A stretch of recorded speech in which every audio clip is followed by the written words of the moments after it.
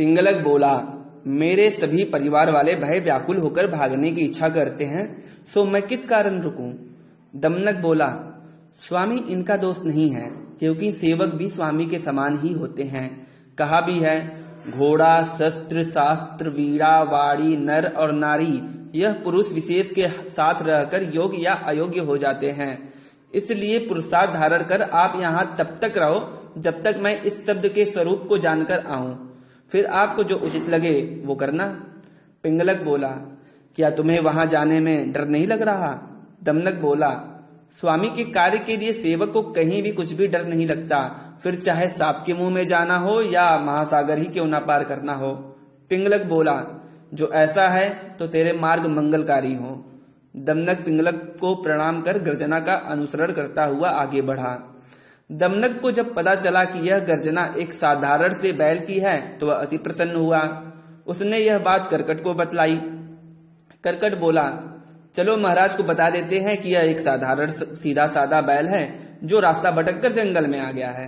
दमनक बोला, ठहरो, मुझे तो इस बैल के सहारे मंत्री पद प्राप्त करने का रास्ता सूझ रहा है। करकट बोला, वो कैसे? दमनक बोला, कुलीनता और सुहृदयता से राजा मंत्रियों के वश में नहीं रहता जब तक कि उसको व्यसन और दुख की प्राप्ति नहीं होती है। आपत्ति से घिरा राजा हमेशा मंत्रियों को याद करता है, इसलिए मंत्री राजा को आपत्ति युक्त रहने की इच्छा करते हैं। जैसे निरोगी कभी वैद्य की इच्छा नहीं करता, उसी प्रकार आपत्ति रहित राजा कभी मंत्री की इच्छा नहीं करता। इसलिए मैं पिंगलक के सामने इस बैल के शक्ति का महिमा मंडन करूंगा और फिर राजा से मित्रता करवाकर मंत्री पद प्राप्त करूंगा। ऐसा कहकर दमनक पिंगलक के पास गया। पिंगलक बोला, क्या तुमने उस जीव को देखा? दमनक बोला, हाँ महाराज, मैंने उसे देखा, लेकिन वहां कोई प्राकृतिक जीव नहीं है। वह भगवान शंकर का वाहन वृषभराज है। मेरे पूछने पर उसने बताया कि भगवान शंकर अभी समाधि में है, इसलिए उन्होंने इस जंगल में हरे भरे घास खाने को छोड़ा है, और अगर किसी ने उसका मार्ग रोका तो वह अपने विशाल सिंगों से उसकी हत्या कर देगा। यह सुनकर सिंह भयभीत हो गया। दमनक बोला, महाराज आप चिंतित ना हो, मैं वृषभराज से आपकी मित्रता करवा दूंगा। पिंगलक बोला, यह कैसे संभव है?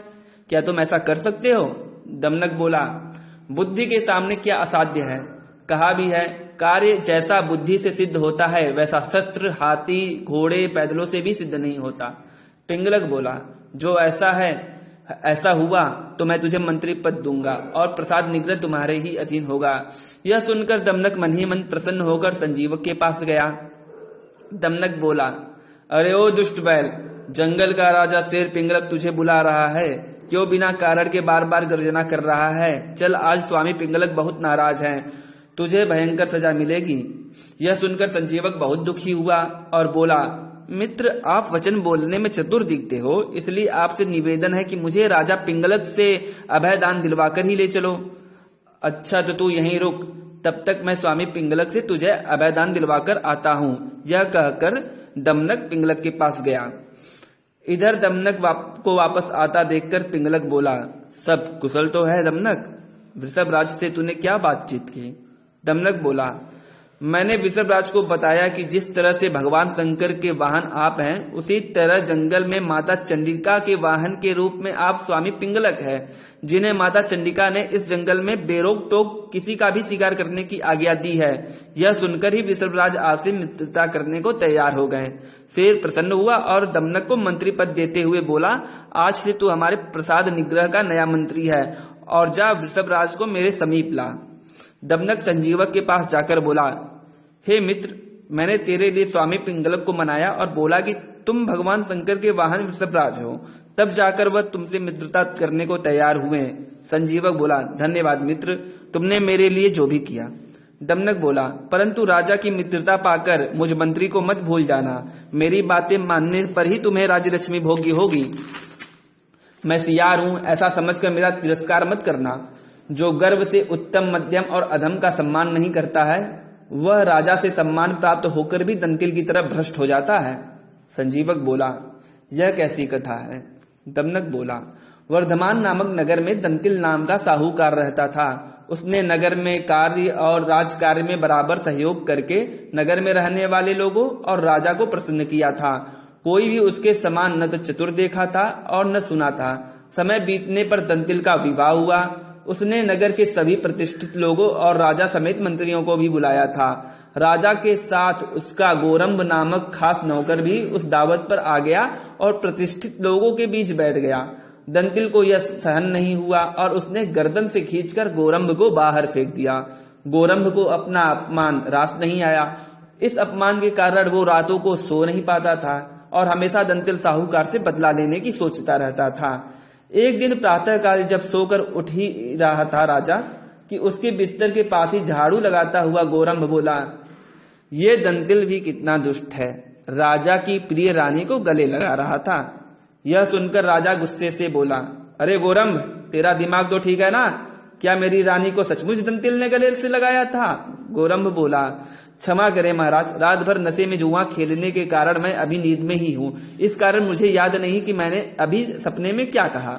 राजा ने मन में सोचा, यह नौकर मेरे कमरे में बेरोक टोक आने वाला है और दंतिल भी बेरोक टोक आता है, सो हो सकता है कि इसने कभी उन दोनों को गले मिलते देखा हो। कहा भी है, जो मनुष्य दिन में इच्छा करता है, देखता या करता है, वही रात में सपने में भी बोलता या करता है। और फिर स्त्रियों के विषय के में संदेह ही क्या, किसी के साथ बोलती हैं, किसी को विलासपूर्वक देखती हैं, हृदय में किसी और का विचार करती हैं। भला स्त्रियों को कौन प्यारा है? स्मित लाल होठों वाली किसी के साथ थोड़ा बोलती हैं, स्फुरित खिली कुमुदनी के समान किसी को देखती हैं, विचित्र चरित्र वाले विविध संपत्तिवान अन्य पुरुषों को बुद्धि से ध्यान करती हैं। स्त्रियों का यथार्थ और सच्चा प्यार भला किसके साथ है? किसी के साथ नहीं। अग्नि लकड़ियों से, सागर नदियों से, काल प्राणियों से और स्त्री पुरुष से कभी तृप्त नहीं होती हैं। एकांत नहीं है, अवकाश नहीं है, प्रार्थना करने वाला मनुष्य नहीं है। हे नारद, इसी कारण स्त्रियों का सतीत्व रहता है। जो मूर्ख मनुष्य यह सोचता है कि यह स्त्री मुझसे अनुरक्त है, वह मनुष्य उसके वशीभूत होकर खिलौना बनकर रह जाता है। जो स्त्री की प्रार्थना करता है उसके निकट जाता है और थोड़ी भी सेवा करता है, स्त्री उसी की ही इच्छा करती है। मनुष्यों के न चाहने से, परिवार के डर से मर्यादा रहित स्त्रियां सदा मर्यादा में रहती हैं। इनको कोई अगम्य नहीं है, न इनमें कुछ अवस्था की स्थिति है कि बूढ़ा है या जवान, कुरूप है या रूपवान, केवल पुरुष मात्र को भोगती हैं। इस प्रकार राजा अनेक बातों को सोचकर दंतिल से रुष्ट हुआ और उसके महल में प्रवेश करने पर रोक लगवा दी। इन बातों से अनभिज्ञ दंतिल एक दिन राजा से मिलने महल पहुंचा, लेकिन दरबारियों ने उसे अंदर जाने से रोक दिया। उसका यह अपमान देखकर प्रसन्न मुख से गोरंब बोला, अरे द्वारपालो, यह राजा के मित्र दंतिल हैं, इन्हें अंदर जाने से कैसे रोक दिए? जाने दो, नहीं तो तुम्हें भी गला पकड़कर बाहर फिकवा देंगे। दंतिल यह सुनकर मन में विचारने लगा, यह अवश्य ही इस गोरंब का किया धरा है। कहा भी है, चाहे कुलीन हो या मूर्ख, राजा का सेवक सम्मान से हीन होने पर भी सर्वत्र पूजित होता है। इस प्रकार वहां से लज्जित होकर आने के बाद उसने तुरंत गोरंब को बुलवाया और उसे 2 रेशमी वस्त्र से सम्मानित कर बोला, मित्र, मैंने उस दिन तुझे गुस्से से बाहर नहीं निकाला था। तुम गलती से ब्राह्मणों के आगे अनुचित स्थान पर बैठ गए थे, इसलिए अपमान किया था, सो उसके लिए मुझे क्षमा करो। इतने कीमती वस्त्र पाकर संतुष्ट हो चुके गोरंब ने बोला, हे श्रेष्ठ, मैंने सब क्षमा किया, सो इस सम्मान के कारण मेरे बुद्धि का खेल देखो। यह कहकर गोरंब चला गया। यह अच्छा ही कहा गया है कि थोड़े से ऊपर को जाता है, थोड़े से ही नीचे को जाता है। तराजू और दुष्ट एक ही जैसे होते हैं।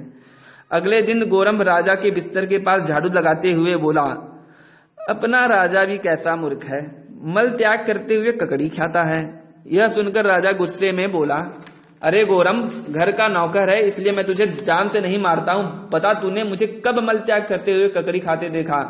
गोरंब बोला, स्वामी, रात में मैं जुए खेलने की वजह से जागा हुआ था, तो अभी मैं नींद में जो बड़बड़ाया वो याद नहीं, सो मुझ निद्रा परवश को क्षमा कीजिए। यह सुनकर राजा ने विचार किया कि मैंने तो आज तक मलत्याग करते हुए ककड़ी क्या कुछ भी नहीं खाया है, इसलिए जिस तरह से ये बात इस गोरंब के मुख से वैसे ही निकल गई, अवश्य ही दंतिल और रानी के विषय में भी जो यह उस दिन बोला था वह वैसे ही निकल गई। सो बिना बात को परखे मैंने दंतिल के साथ गलत किया। इस प्रकार अनेक विचार कर राजा ने दंतिल को वापस दरबार में ससम्मान बुलवाया। इसलिए मैं तुझसे कहता हूं कि राजा की मित्रता पाकर मेरा तिरस्कार मत करना। संजीवक बोला, जैसा तुमने कहा है मैं वैसा ही करूंगा। यह कहने पर दमनक उसको पिंगलक के पास ले गया।